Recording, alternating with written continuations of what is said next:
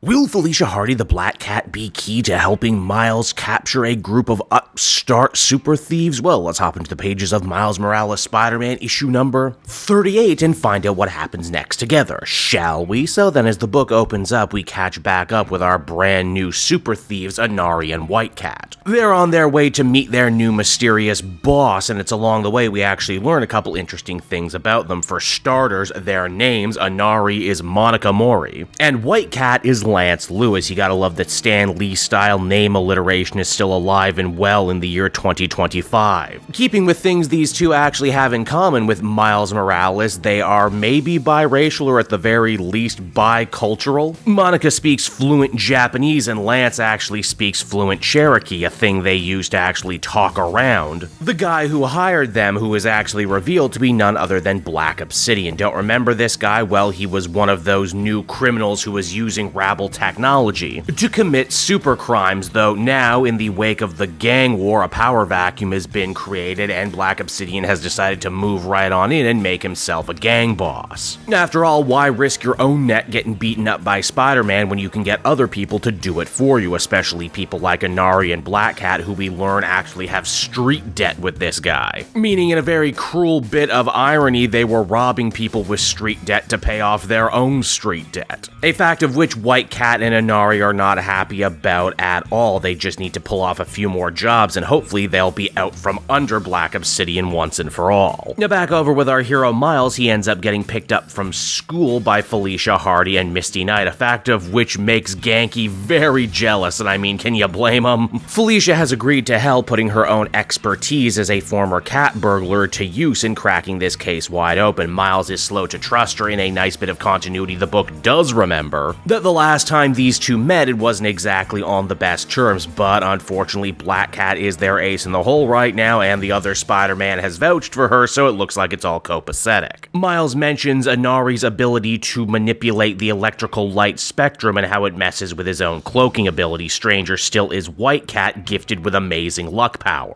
Black Cat admits that she has often heard legends of a White Cat, her polar opposite, who can actually give luck instead of creating bad luck, but she never exactly thought it was real until right now. Misty opts to use this as a teachable moment for Miles too. They busted the thieves once before, now they're desperate. Where do they think they're going to hit next? Well, like any young crooks who feel invincible, they're going to try and double their money and make up for what they lost on the last job by going after a much bigger score, the biggest score in Brooklyn, in fact. I mean, you've seen a heist movie before, right? One last big job and we're out of the business for good. That always goes well for everyone involved. Miles's crime-fighting instincts are only growing more astute while under the tutelage of Misty Knight, and this time around they're actually able to catch White Cat and Inari in the act as they attempt to knock over the biggest independently owned vault in Brooklyn, only to come face to face with a trio of heroes looking to stop them. Once again, they try their hardest to put up a rough front, but again it's made abundantly clear that neither of these guys are killers. Miles takes Inari for one giant web ride, while elsewhere Black Cat dukes it out with White Cat. In a truly funny exchange, Lance desperately wants to try and tell the hero that he modeled himself after all the cool lore that he has, only for Felicia to not be interested at all. The way she puts it, she's already lived 8 lives. So it takes a lot to not bore her, and this certainly isn't it. In the end, White Cat and Inari are defeated, but in an oh-so-classic Miles turn, he doesn't want to take them in just yet. Quite the opposite, he wants to help them. Especially after he learns about their hard luck upbringings, escaping a res by taking a bunch of dirty money, a debt that belonged to a family member now falling on the children's head. It's also not like Monica and Lance have much to lose in this situation. They already didn't like Black Obsidian, but they couldn't beat him on their own. And considering that Spider-Man and his friends have now both seen their faces and learned their names, it's either this or go right to jail. Our newly assembled fivesome get ready to attack Black Obsidian's base of operations, and they do so as he is holding court with all of his followers, telling a bunch of very made-up stories about how he's such a great up-and-coming crime boss he managed to make even the Hobgoblin himself turn tail and run. It's at that very moment, as the comic comes to a close, Black Obsidian's skylight gets smashed open as Miles and his compatriots make the scene looking to settle this street debt once and for all, and with interest. And so that was Miles Morales Spider-Man issue number 38, everyone. Another fun, fast, frenetic superhero story that I thoroughly enjoyed from start to finish. The action is good, the choreography is solid. Again, White Cat and Inari make for really good antagonists. And I generally hope they stick around moving forward. Hell, when we stop and think of it, you know, Cody Ziegler really has been batting 1,000 when it comes to new characters. From the serious ones like the Rabble and Agent Gao to even funnier ones like Obsidian.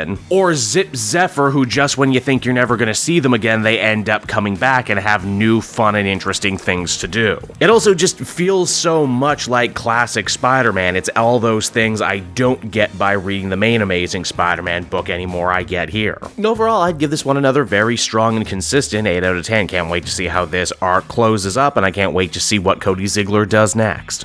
Hey there everyone, it's your pal Cape Joel again, and if you're seeing my face right now, that means you watched to the end of the video, and I'll always be grateful for that. Retention helps in this crazy YouTube game, and so does becoming a patron. If you head on down to the description, you can find a link to my Patreon page. Recently just redid all the tiers, a lot of cool stuff offering up there, exclusive commentaries, exclusive polls, behind the scenes concept art for Capes and Quest. That's the brand new D&D show I've started soon. Never been a better time to become a patron. You can become a patron for as little as $1 a month and help the channel grow and, you know, help me continue to deliver content like what you just saw. So I want to thank you all, and I will see you again next time. Bye-bye.